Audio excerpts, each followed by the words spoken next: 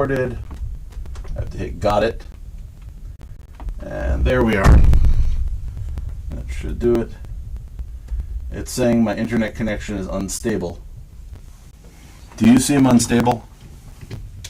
No. Do you feel unstable? Sometimes. Okay, so we have a live stream up. People are listening on YouTube, or no actual people. But you never know. They could show up any minute. So we are ready to do some recording on a Wednesday. We are. Are you ready? I am ready.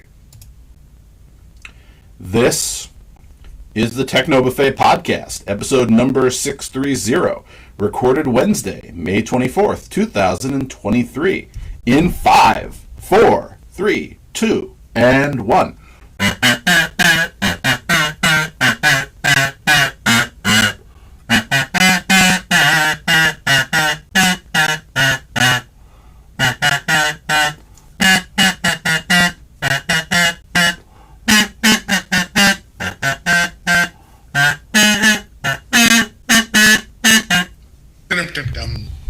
Welcome to another exciting episode of the Techno Buffet podcast. And Jerry is running a bit behind, so I am speeding up the episode in order to make sure that we still get out of here on time. Yay! Thank you.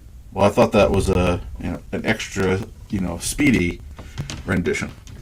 Yes, it was. So it's been another less than a week because we are recording on Wednesday instead of our usual Thursday, because tomorrow night I will be off doing religious things. Actually, probably by this time of night, not necessarily, but at some point during the evening. Sometime. Yeah. Yep.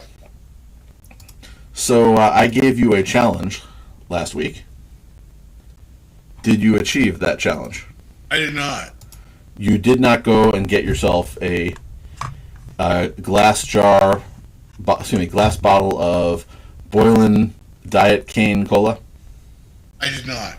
I didn't have a chance to get out there. Okay, well, I came up with a solution. I just got 5 gallons of it.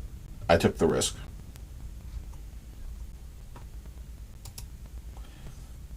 All right, cool. Yeah. And how do you like it? It has 100 milligrams of caffeine, which is about the same as a cup of coffee, as opposed to more conventional soda, which is probably about half that. But I water it down a bit anyway. I don't like a pure taste, but I think it's a very good flavor. I'll have to recommend it. I'm looking forward to your future review. Here on the Techno Buffet podcast and Soda Review Hour. Yes. Soda is technological. Yeah. But that could be our new segment. This week we're going to review this soda. We can go to that soda site where they will sell you all sorts of exotic diet beverages. I'm sure you've been there.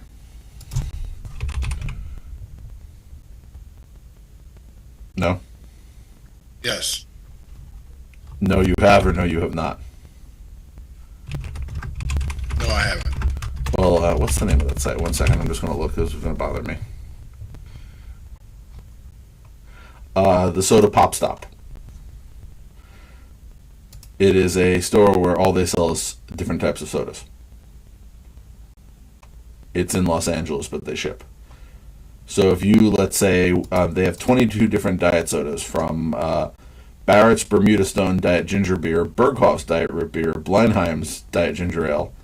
So a whole, blend of different, more exciting things. The Cheerwine Bottling Company Diet Cheerwine. What is Cheerwine? Oh, you have to join a wait list for that one. And of course, some of the other fun ones like Diet Ginger Beer from a company called Cock and Bowl, Diet Dang Butterscotch Root Beer.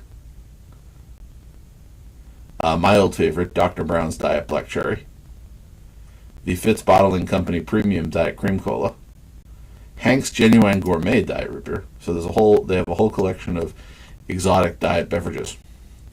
Like the Sprecher Brewing Company Incorporated Low Cal Root Beer, or the Squamscott Old Fashioned Diet Grape Soda. That sounds like a fun one. I'm gonna have to. Does. Well, I'm gonna have to go to Los Angeles just so I can sit there and buy all of these different types of diet soda. I wonder if there's a place like this on the East Coast. I'm sorry, you know how it is when you get into that I'm looking for new and unique Diet Cola rabbit holes? Yep. Anyway, whenever I get involved in anything, it always turns out interestingly. So other than that, I am once again in the basement, which I've recorded from before for the holiday, and then next week I will be in a completely different location that is neither my apartment, this basement, nor is it a hotel room at an airport.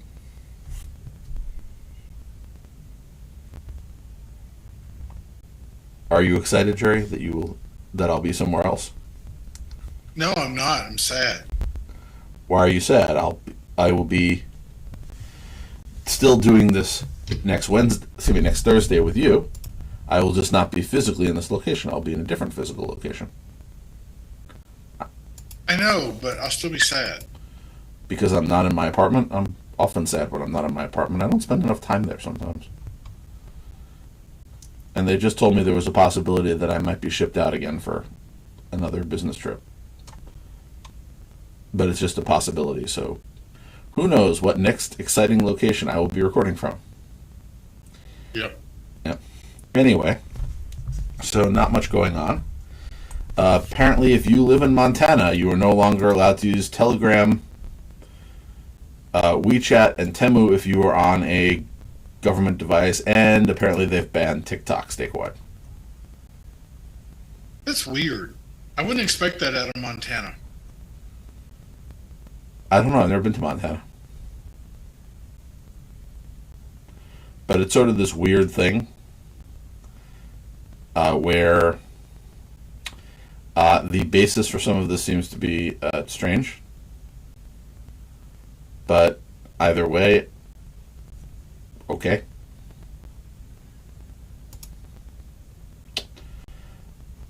It is weird. Did they say why? For which one? Telegram? Yeah. It claims that the app was founded in Russia and the Russian government uses the app to monitor users and obtain personal and confidential information. However, technically, Telegram at start was by a company that was located in the British Virgin Islands, and it's currently headquartered in Dubai. And they are claiming that they have never sent any user data to the Russian government. Interesting. Now they're citing an article, namely from Wired, that claims somewhat otherwise.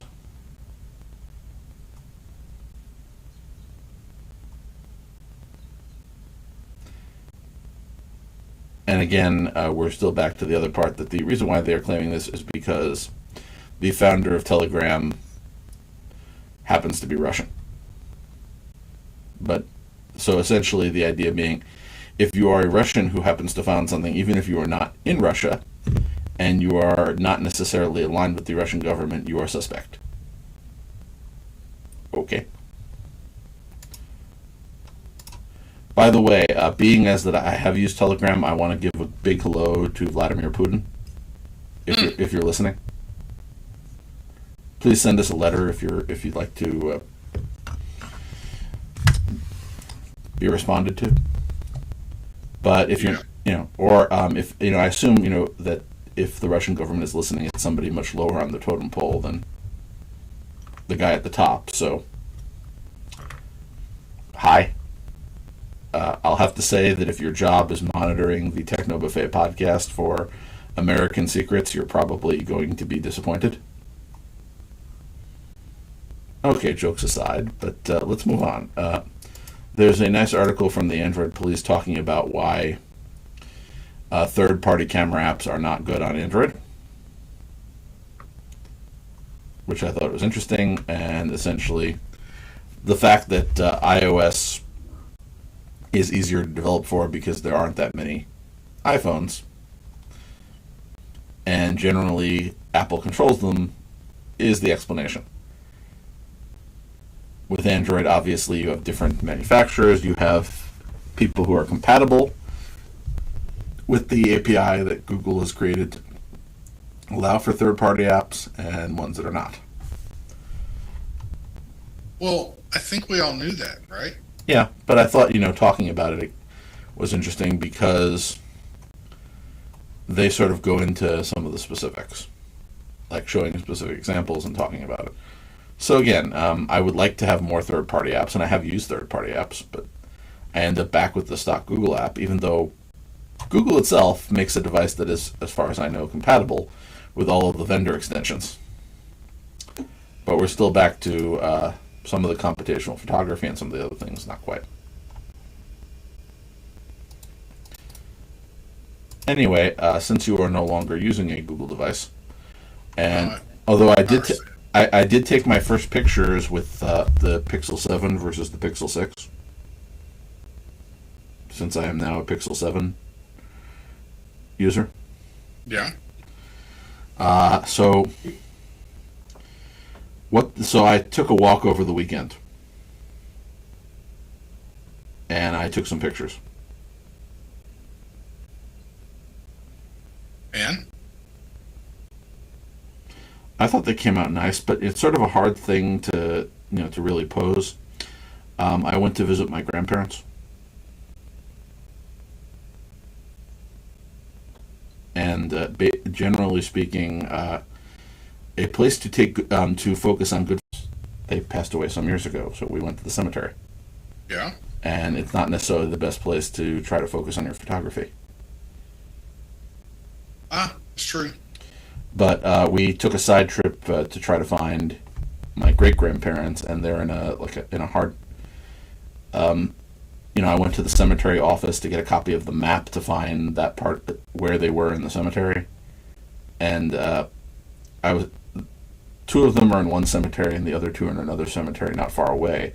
And one cemetery was really helpful, and the other cemetery was not.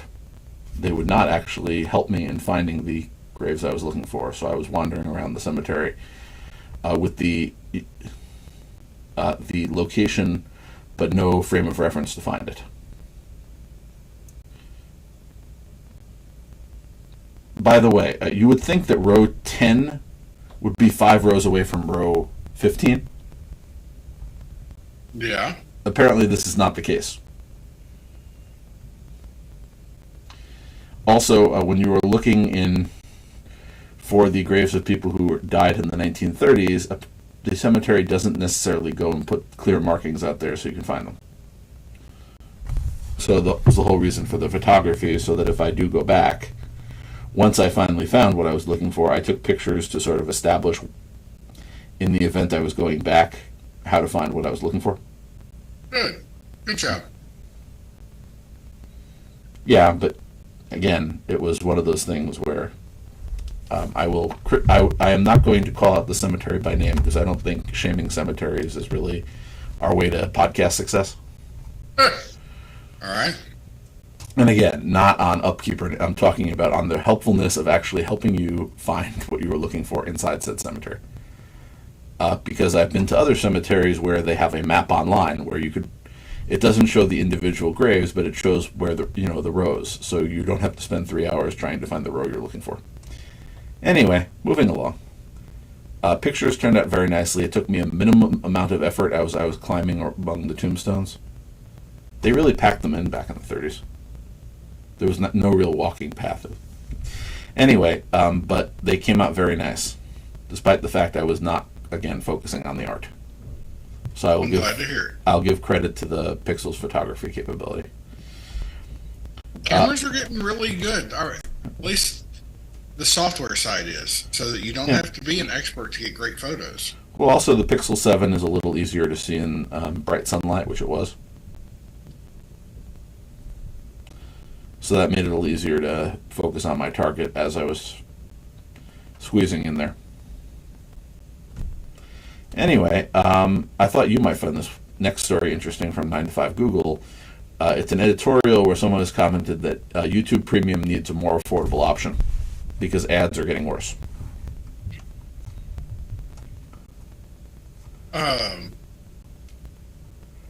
Well, I know we both pay for YouTube Premium. I find it worthwhile. I pay for YouTube Family Premium.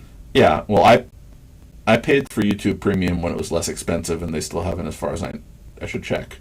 I don't think they've raised my price. And I would do family and, get my relatives involved, but then I would lose my discounted price.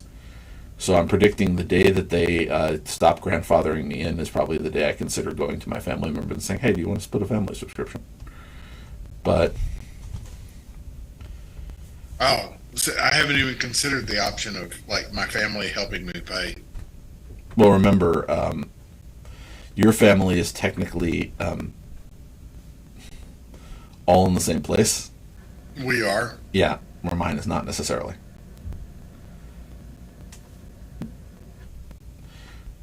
So my immediate family is not all in the same place. Well, admittedly, we actually are now because we're together for the holidays, but in general, we're all in different places at different times. So anyway, the article is talking about how annoying the ads are, and I don't know how annoying the ads are because I've been using premium for a while. But Right. but if you look at some of this commentary, they've experimented with up to 10 ads in front of the video. Wow, that's crazy. They're adding 30-second ads that can't be skipped for YouTube on TVs. And it's not uncommon for them to have brief ads at the beginning and then breaks in the video itself. So I understand they have to pay the bills, but I think ads should not be too annoying and should come at, I think content creators, if they know they're going to be ads, and I'm not talking about some of the simpler ones, but the ones who are creating monetized content should have, spots where the ad can go, where the content is paused instead of them being in the middle of talking and then all of a sudden we're stopping while the person is saying something. Yep. Because that's what happens with television. They fade to black, and that's where the ad is supposed to go. Yes. But there's at least a break. That's intentional. But right and now... it's usually suspenseful. Yes. When we come back from the commercial, we will find out whether or not the character is going to fall off that cliff. Thus the name Cliffhanger. But anyway. So YouTube Premium is at $12 a month, and it's $23 for a family subscription for 6 users. So that's not horrible, but if you compare that to Disney Plus at 11 or Netflix at under 10 for their most basic tiers, it seems like YouTube Premium is a bit expensive compared to other organizations where they have to license content, where, to be fair, YouTube content is not licensed. It's monetized, but not licensed. So are you getting enough for your buck, so to speak? I am, I think. Considering No, the but amount of YouTube that my family consumes. No, but I'm just saying in comparison to other streaming services. Very much so. No, I'm saying that is the question. I didn't say whether or not you or I. Obviously, we're paying for it, so we think it's worth it. But I'm saying I see the argument that's saying I can get the entire Disney catalog for less money than that. Or I can get the entire Netflix catalog for less money than that. Or actually, no, the basic tier is most of the Netflix catalog. Or I could get the entire Paramount catalog or Peacock catalog or whatever other catalog we're talking about. Or Max, I think, launched this week. But my point is, I sort of understand the point of that the thing that is all user-generated content is more expensive than the studio stuff, which is interesting. I'm sure that the user-generated stuff is more expensive to deliver. No, I'm not doubting it. I'm just more talking about it's an interesting comment that this is the decision that Google has made about this. But there's ad-free YouTube music, there's added features, enhanced bitrate. I'm wondering why they don't have a 2-tier thing, where just eliminating the ads if you don't care about the enhanced bitrate and the offline mobile and all, and the music. I don't know. Yep. So I could understand they might get a lot more people if they had a reduced network. Your ad's free, but you're limited to 420p. I don't think 420p. I think 720s. If it's 480, you're thinking of, but anyway. Yeah, I 480. think no. I think 720 is what a lot of. What does Netflix do? Let's see. Because Netflix, and they also made an announcement, I think today, that they're going to stop people from sharing their Netflix account. Here we are. Basic Netflix, which is their. Yeah, why is it doesn't show the pricing? So this is the U.S. plan. So there may be different in other countries. Basic is $9.99 a month, and that gets you unlimited ad-free movies, TV shows, and mobile games. Watch on one supported device at a time. Watch in HD and download on one supported device at a time. That's $10.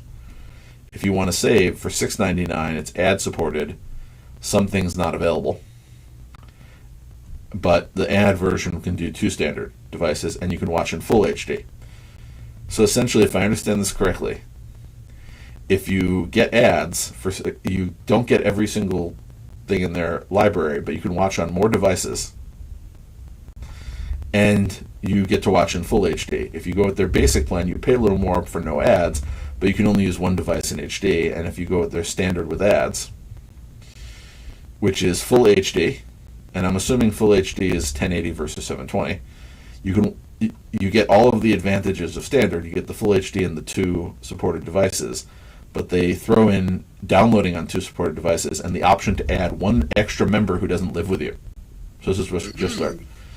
And extra member slots can be added at $7.99 thing. Then they did the ad supported, and they gave the premium. So premium is you have to go all the way to the premium level, which is $20 a month to get Ultra HD and spatial audio, and add up to 2 members. But this whole add extra members that don't live in your household just launched, I think, today or yesterday. I just heard about this. I'm pretty sure that means one IP address. Yeah, but that's not necessarily the definition of household. Household is the house and its occupants regarded as a unit, and the legal definition of household is those who dwell under the same residential roof and compose a family.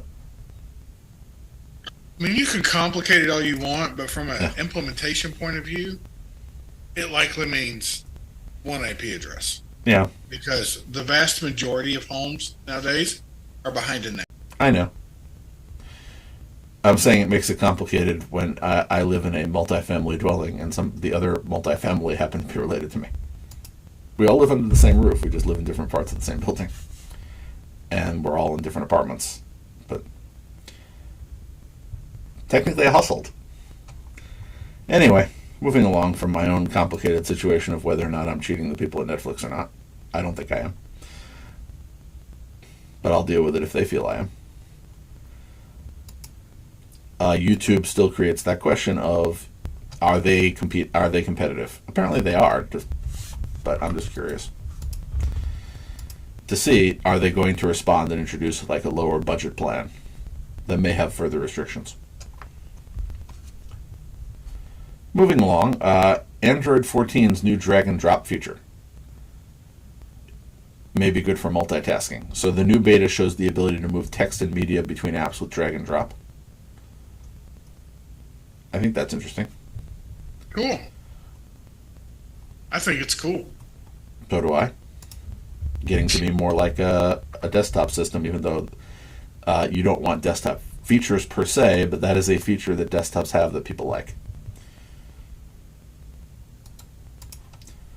Anyway, if you are a user of Chrome, Google will be disabling third-party cookies for some Chrome users in 2024.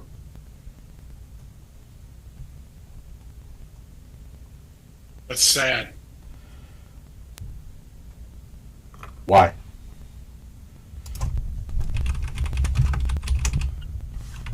No, I know you're in a business where third-party cookies are a controversial thing. By the way, because people complain about ads. The best way to get ads that don't suck is for the people who are choosing the ads to know as much about you as possible. Yeah. I know it's privacy. I get it. It's creepy. But it's the best way to get ads that are relevant to you. And the way to get um, fewer ads. We talked about YouTube trying 10 ads before a video. The reason that they need 10 ads before a video is because each ad is worth so little. But ads which are chosen because more is known about you are worth more. Yeah. So they can use fewer of those. But YouTube, when you watch a video tied into your account, they do create an advertising profile based on what videos you're watching and what the topics of those videos are. So they should have a better YouTube doesn't need third party. Yeah, I'm saying YouTube may be third party cookies. That's what I'm saying. YouTube may be a bad example. It's the rest of the world that needs third party cookies. Yeah. But the concept of the more that the ad choosing algorithm knows about you, the more valuable a listener you are, and thus the more you can get for your ears. Third-party cookies are one way of allowing that to happen. I know. I'm just saying that there are companies where I don't necessarily mind them, but it's sort of where you feel like they're going a little too far.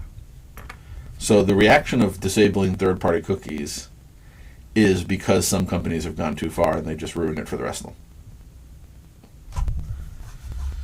So some days we'll have to find some other way of doing that, because I want relevant ads, but I also want to make sure that companies have some limits. So we'll see. But again, this is for Chrome. I'm a Firefox user, and they've already done this.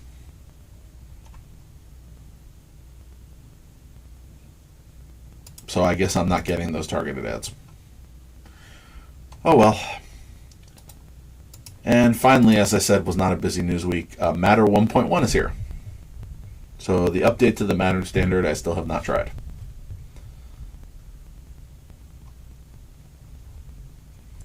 All right.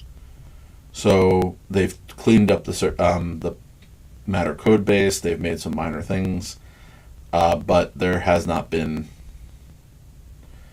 that much in terms of the 1.1 versus the 1.0 standard. It's mostly cleanup and better guidance. No, but having a step beyond 1.0 is a big deal. Yeah, what I'm saying is there's nothing earth-shattering for the consumer. There are a lot of developer stuff. Right. But there's nothing earth-shattering for a consumer. The only thing is better support for battery-operated devices. So right now, again, it's not there yet. I hope it will be because I like the idea of Matter, but it has not entered my home yet because there just are not enough devices for me to take a chance on it. That's not a reflection on anything other than the fact that it's early days. I have no problem running Matter next to Zigbee, next to Bluetooth, next to Wi-Fi. That's the wonder of Home Assistant. Yes, it is. But as I said, it is not ready for me yet.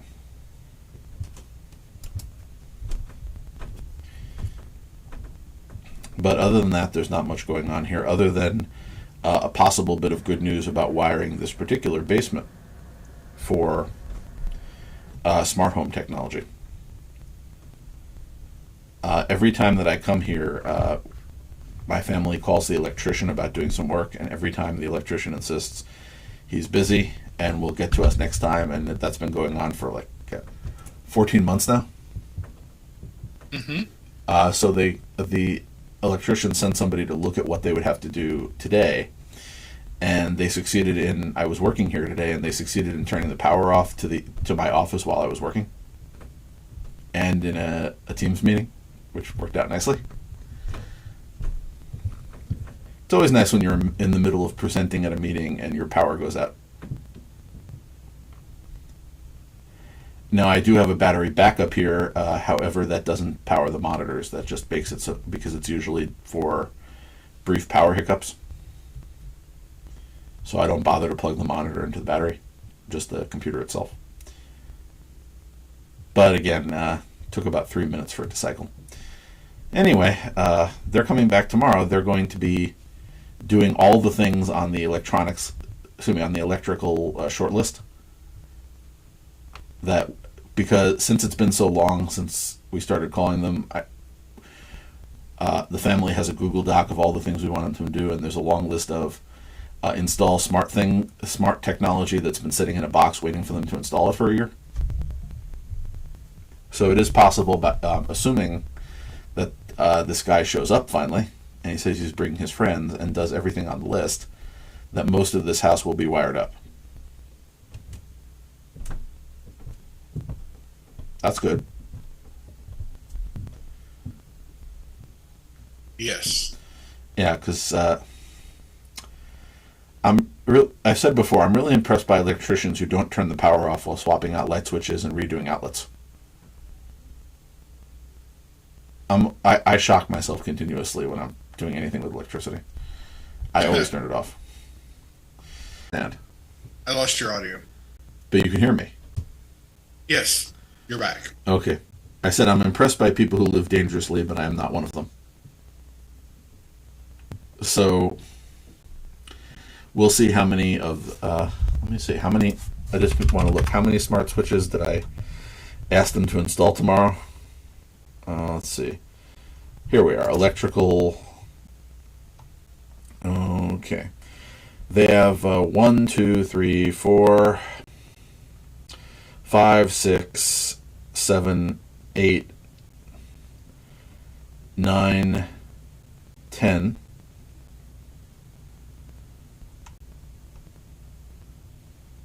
Yeah, 10 smart switches to be installed. Also, they're replacing the sub. Well, I always get the terminology wrong. It's the when you have a second electrical breaker box. Sub panel is the word I'm looking for. So they'll be essentially completely rewiring the building while I'm working. Should be fun. Gives me something to look forward to. But next week I will tell you whether or not the success is that now I have a whole bunch of new fun home automations to configure. Yay! Well, this house is where my family of different parts of it at different times. So you've heard me record from here, usually in the summer, but my family is often here for holidays. Sometimes it's me, sometimes my parents are here, sometimes my brother and his family, etc. are here. So this house, the rest of the time when they're on holidays, needs additional automation because it has to do things when no one's around to a greater extent than anywhere else. So we'll see. So that leaves us to the end of this week, and we will be back, assuming that there is no objection, on June 1st. Yay, June 1st. Where does the time go? Where does it go? I don't know. Apparently nowhere. So until next time, Jerry. Until next time. Bye, folks. Goodbye.